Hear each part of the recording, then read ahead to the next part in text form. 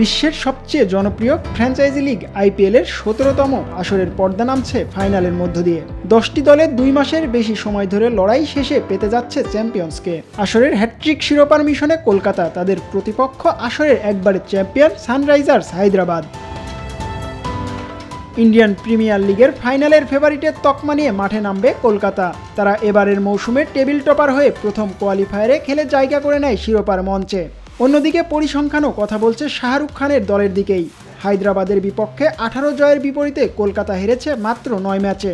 চলতি মৌসুমে 2 বারের দেখায় শ্রেয়াস আয়ারদের একবারও হারের স্বাদ দিতে পারেনি প্যাট কামিন্সের দল।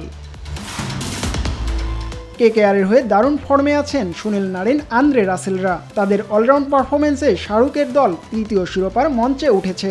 বল হাতে কলকাতার নেতৃত্বে থাকবেন আইপিএলের ইতিহাসে সর্বোচ্চ দামি খেলোয়াড় মিচেল স্টার্ক। এবারের আসরে হায়দ্রাবাদের 2 ওপেনার ট্রাভিস হেড এবং অভিষেক শর্মা আক্রমণাত্মক ব্যাট চালিয়ে প্রতিপক্ষকে গুড়িয়ে দিচ্ছেন। 2016 সালের পর দ্বিতীয় শিরোপা জিততে হলে ফাইনালে এই 2 দলের জন্য বিধ্বংসী ব্যাটিংয়ের সাথে জ্বলে উঠতে হবে শাহবাজ আহমেদ এবং হেনরিক ক্লাসেনের ব্যাট। তবে বল হাতে অরেঞ্জ আর্মিদের বড় আস্থার জায়গা প্যাট কামিন্স। তাকে সঙ্গ দিতে নটরাজন, ভুবনেশ্বর কুমাররা রয়েছেন। 2 দল এর আগে কখনোই ফাইনালে মুখোমুখি হয়নি। তবে ফাইনালের ভেন্যু চেন্নাইয়ে টস ভাগ্য হতে পারে শিরোপা জয়ের বড় ফ্যাক্ট, কারণ এই স্লো উইকেটে আগে ব্যাট করে জয়ের সম্ভাবনা 58.33%। আইপিএলের বিগ ম্যাচে ভারত জাতীয় দলের টিম ম্যানেজমেন্টের জন্য বড় দুশ্চিন্তা, কারণ 2 ফাইনালিস্ট দলে থাকা খেলোয়াড়দের কারোরই ঠাঁই হয়নি ভারতের টি-20 বিশ্বকাপ স্কোয়াডে।